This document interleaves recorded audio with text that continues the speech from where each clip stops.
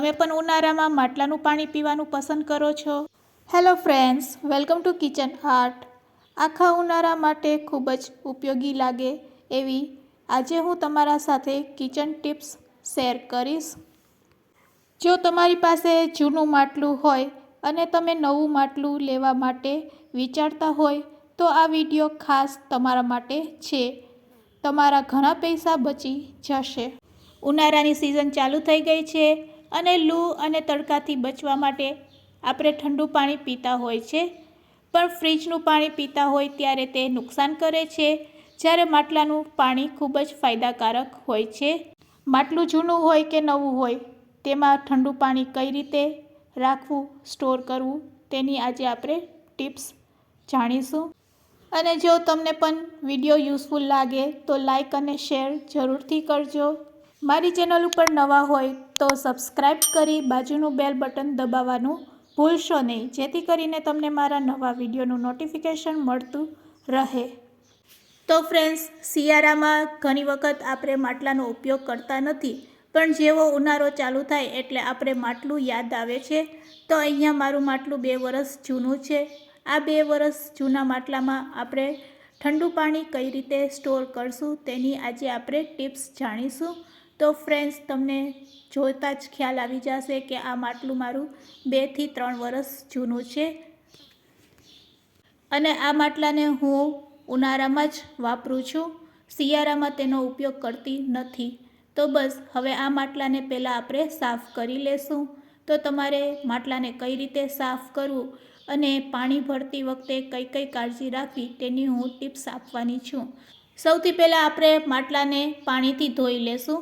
આ રીતે પાણીથી પહેલાં માટલાને ધોઈ લેવાનું. હવે આપણે સ્ક્રબ લેશું. સ્ક્રબ ઉપર આપણે થોડુંક પાણી રેડશું અને સ્ક્રબને ભીનું કરી લેશું. હવે 1 મોટી ચમચી જેટલું આપણે મીઠું લેશું. હવે આ મીઠાને આપણે માટલાના બહારના ભાગ ઉપર આ રીતે સ્ક્રબની મદદથી મીઠાને માટલા ઉપર આ રીતે લગાડીશું. હવે ફ્રેન્ડ્સ, તમને એ વિચાર આવતો હશે કે તેનાથી શું ફાયદો થાય છે. તો આ રીતે મીઠું લગાડવાથી માટીના છિદ્ર છે એ ખુલી જાય છે. તો હવે આપણે મીઠાને આ રીતે લગાડ્યા પછી 5 મિનિટ માટે આ માટલાને આ રીતે જ રહેવા દેશું.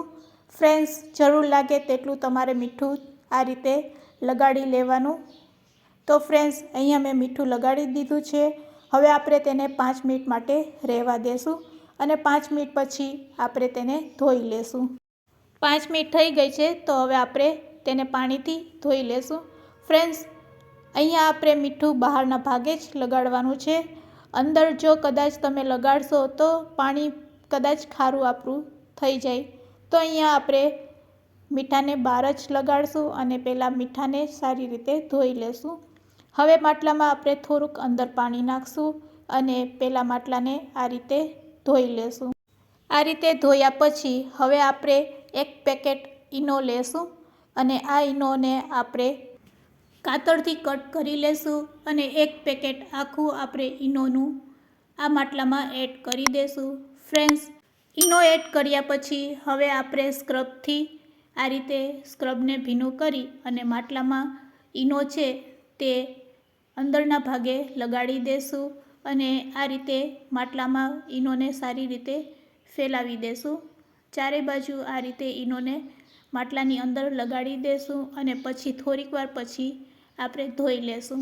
ચારેય બાજુ ઈનો સારી રીતે લાગી જાય એટલે પછી તેને થોડીક વાર રહેવા દેશું અને પછી પાણીથી તેને ધોઈ લેશું. તો ફ્રેન્ડ્સ, અહીંયા અંદર આપણે મીઠું નહીં પણ ઈનોનો ઉપયોગ કરશું.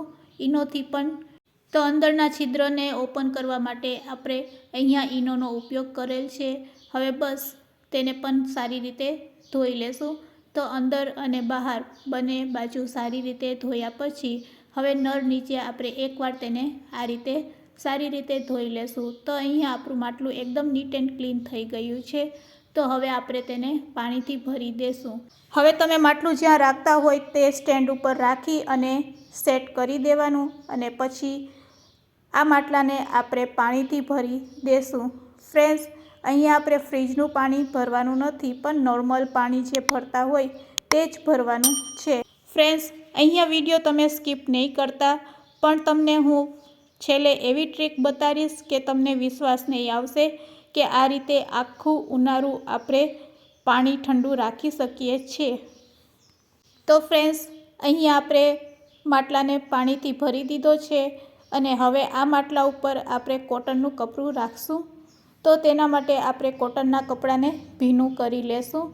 તો આ રીતે કોટનના કપડાને પહેલાં ભીનું કરી લેવાનું અને કોટનનું કપડું ભીનું કર્યા પછી આ ભીના કોટનના કપડાથી આપણે માટલાને કવર કરવાના છે। તો આ રીતે ભીના કોટનના કપડાથી માટલાને તમે કવર કરી દેશો તો ફ્રેન્ડ્સ, હવે પાણીને બિલકુલ ગરમી નહીં લાગશે, ના તો લૂ લાગશે અને કિચનમાં ગમે ત્યાં હશે તો પણ પાણી એકદમ ઠંડુ રહેશે।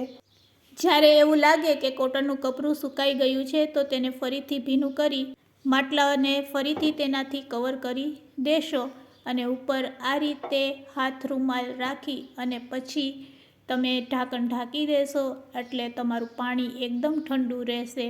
ફ્રેન્ડ્સ, મારી બતાવેલી ટ્રીક એકવાર જરૂરથી ટ્રાય કરજો। તમને વિશ્વાસ નહીં આવશે કે જૂના માટલામાં પણ આટલું ઠંડુ પાણી રહી શકે છે। તો આખા ઉનાળા માટે તમે આ રીતે માટલામાં પાણી ભરીને રાખી શકો છો। ફ્રેન્ડ્સ, આજની તમને ટિપ્સ કેવી લાગી તે મને કમેન્ટ્સમાં જરૂરથી કહેજો અને ઉપયોગી લાગી હોય તો શેર કરવાનું ભૂલશો નહીં। Thanks for watching. ફરી મળીશું એક નવા વિડીયો સાથે।